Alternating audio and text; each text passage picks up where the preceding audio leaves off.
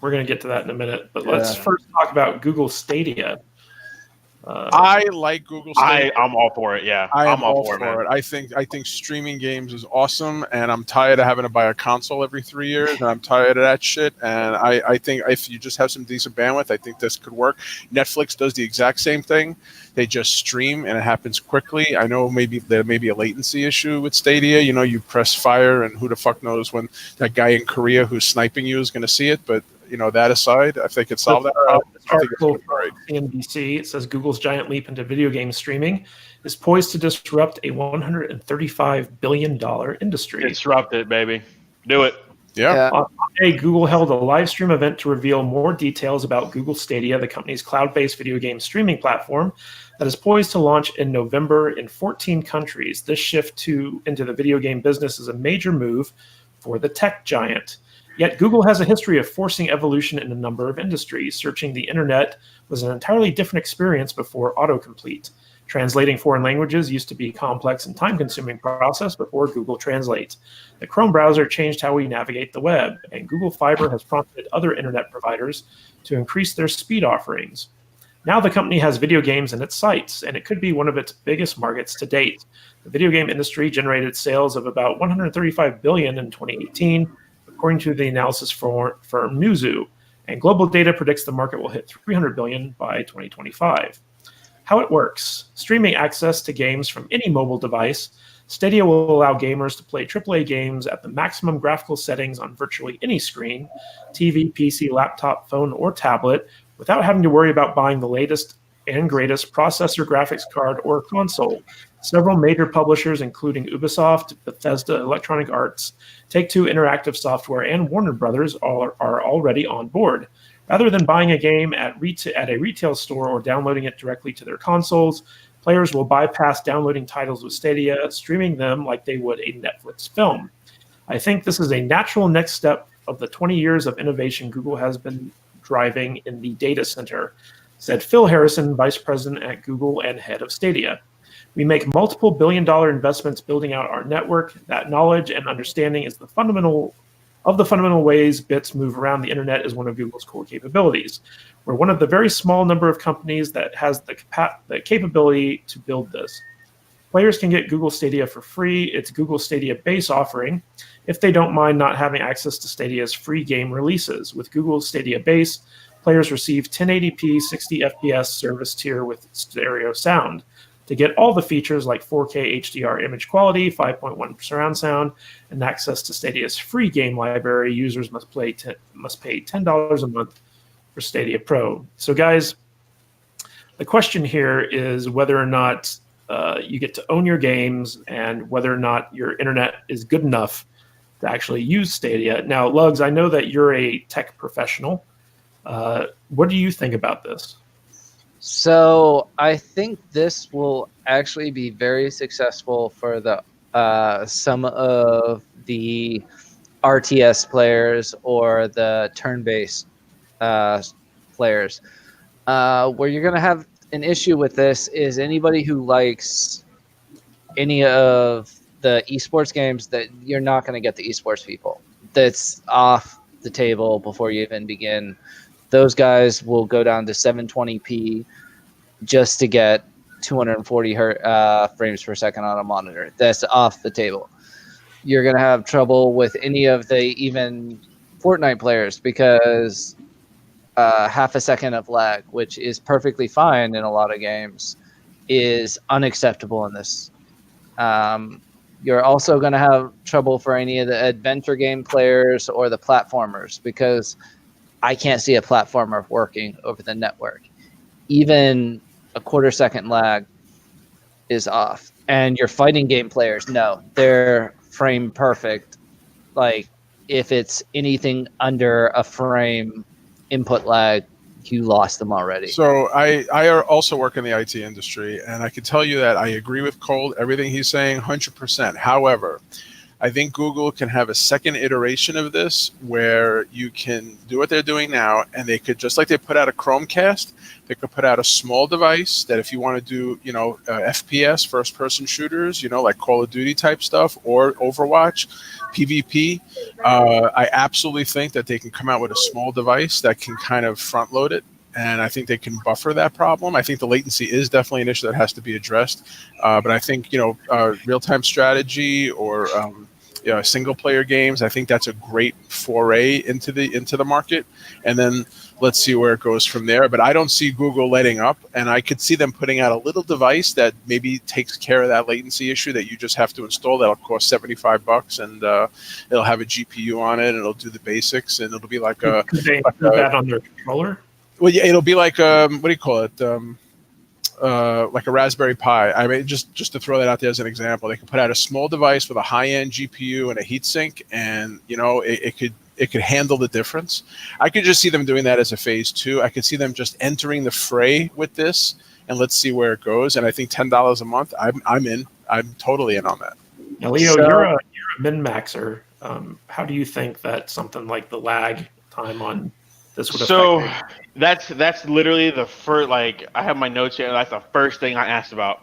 What's latency going to be like? What are my FPS? Because, dude, right now, I have an Asus Predator monitor, and I have 2080 GTX Ti's on my rig.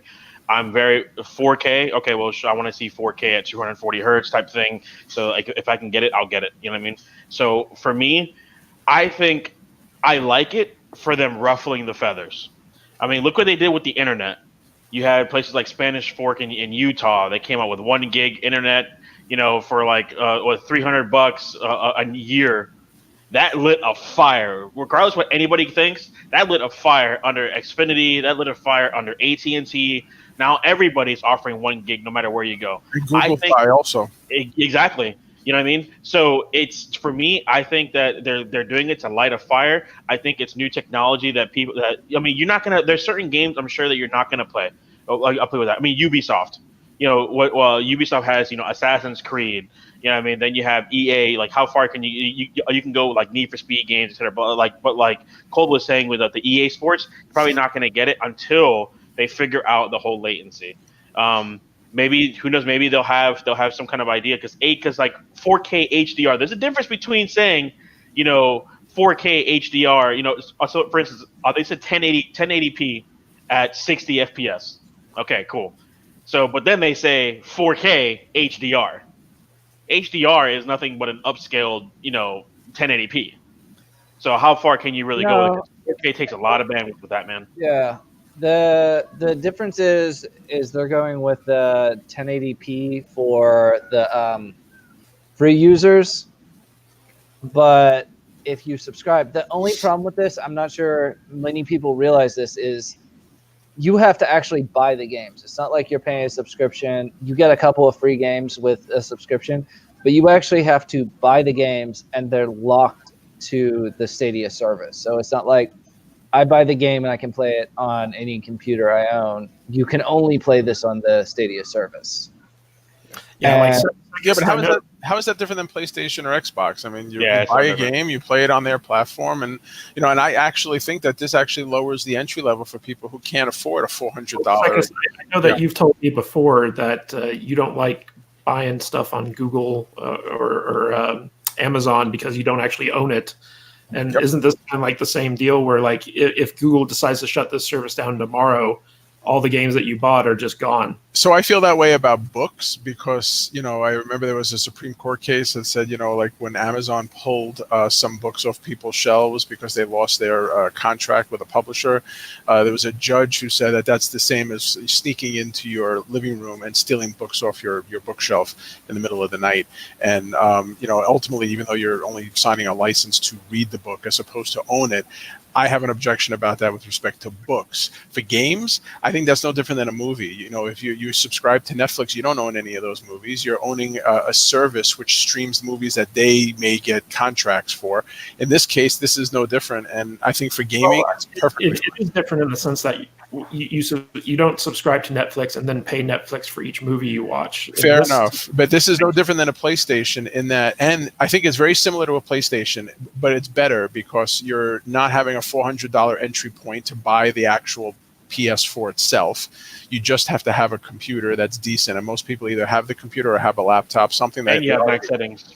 right, and you got that all built in. If you have decent internet, and most people already into this thing already have that, but then they're like, oh, I have to spend $400 for a console. Oh, then I have to spend $60 for a AAA game. Oh, and then I have to spend $10, $12 a month for subscription. Google's saying, okay, forget the PS4, forget the Xbox, just pay us $10 a month and buy your games just like the PS4, and you'll have it, and you can play it, and you can play it anywhere. I think that's a great way. I think if it succeeds, I think Xbox, I think Microsoft, and I think Sony will be watching, and I don't think that they're going to watch this very carefully, and I think maybe within a year, if it succeeds and they don't back out of it like Google can do with a lot of things, they'll start developing their own iterations of the same thing.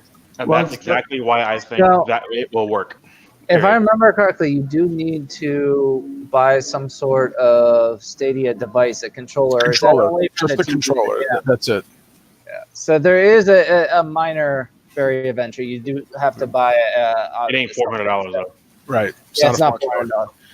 I still can see them putting out I'll call it a Raspberry Pi, but I could see them putting out a small device in 2 years and saying, okay, guys, here's your FPS device. Now you can do first-person shooter, and you're going to get everything you expect. And I think the heavy graphical rendering could be done off-site, and then the little device just handles the input from the controller and handles the relay of that. I could see them doing that. I could see that happening. I could see this just as a phase one for them. Now, isn't Microsoft? Don't they have something similar to this kind of in the pipeline? It's Xbox. Oh, I can't remember the name off the top of my head, and that's the one thing is the cheap version of their next console. Their Play Pass is pretty good. I'm not talking about their Play Pass. They actually have a streaming service coming, and on top of that, their next Xbox I think is only coming out around $200, which is competing with the Stadia at $100. Yeah, but I know Xbox has something planned to Stadia, and you have access to their entire library, their Microsoft library of games. xCloud, that's what it is. Yeah, they're coming out with xCloud, which will be available with the next version of the Xbox, which is based off the Ryzen processor series. So you're going to be talking a decent actual system, and I think they're coming out at the low price point for their first one, which will be 1080p, same as Stadia, and they'll be able to do the xCloud, which will be streaming it. So I think Stadia will have some competition as soon as it comes out. So Mighty Wolf on YouTube, what do you guys think of Stadia? Leo, what are your thoughts?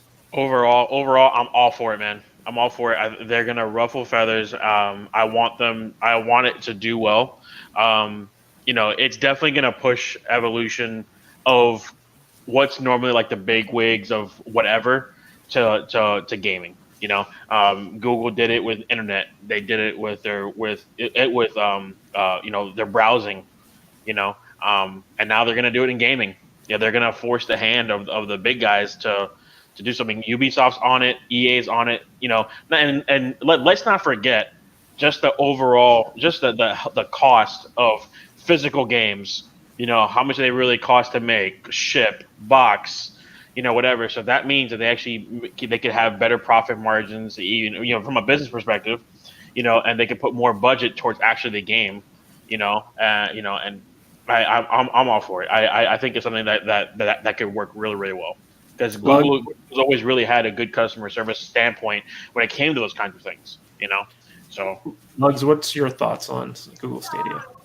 I'm probably going to pick one up. It will be useful for certain types of games, but I see zero way that it could actually replace specifically for anything esports or FPS. either my PC. I don't think it could ever replace my PC, or a console for certain types of action-y games. That's if it's cross-platform. Do we even know if it's cross-platform? I don't know that. Yeah. It's mostly PC games from what I remember. It's almost but- all PC games. True. Well, I mean, Well, it doesn't matter what platform though, because you can on computer, any device pretty much, as long as you have internet access, you can get whatever game is on the service. oh, okay, So- okay. Like, it doesn't matter if it's a Mac or if it's a PC or if it's your cell phone. Anything can connect to the internet can play a Stadia game. Ew, So gaming on my- a Mac. Ew. Yeah. Mighty Wolf just actually asked, "What are they going to charge for a game?" They're Well, I charging wanted to get retail Sekis's, price per game. I wanted to get Sekis's opinion on Stadia before we covered that. Oh yeah, I'm buying it whenever it comes out. I'm getting it. I'm going to try it, and I mean, yeah, I'm totally in on it. And I want to buy it and register my vote that way by saying, yeah, I'm in, and I may buy a few games and try it. And I'm actually going to think against my PS4. I'm going to compare the two because that's the only really gaming console I have, and I'm just going to compare the two. And I'm going to say, hey, you know what? If Stadia wins, I'll eventually cancel my PlayStation subscription in favor of it. What if Stadia doesn't work on Linux, Sekis? Oh well, it's probably, you know what? I'm betting you it's Linux under the hood back at the data center. So, So, Bugs, you want to take this one from Mighty Wolf? How are they going to charge per game? They're going to charge full PC price per game. So you're going to be looking at like Steam like prices or Fantastical or whatever storefront you want to use.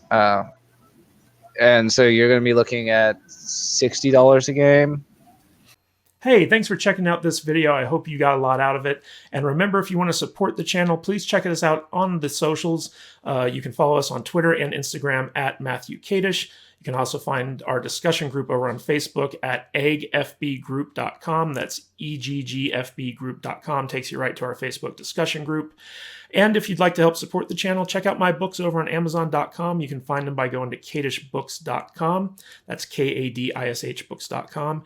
And as always, subscribe to the channel and hit that bell icon so you're notified every time we upload a new video for more movie, TV, and entertainment news and analysis. This is Matthew Kadish.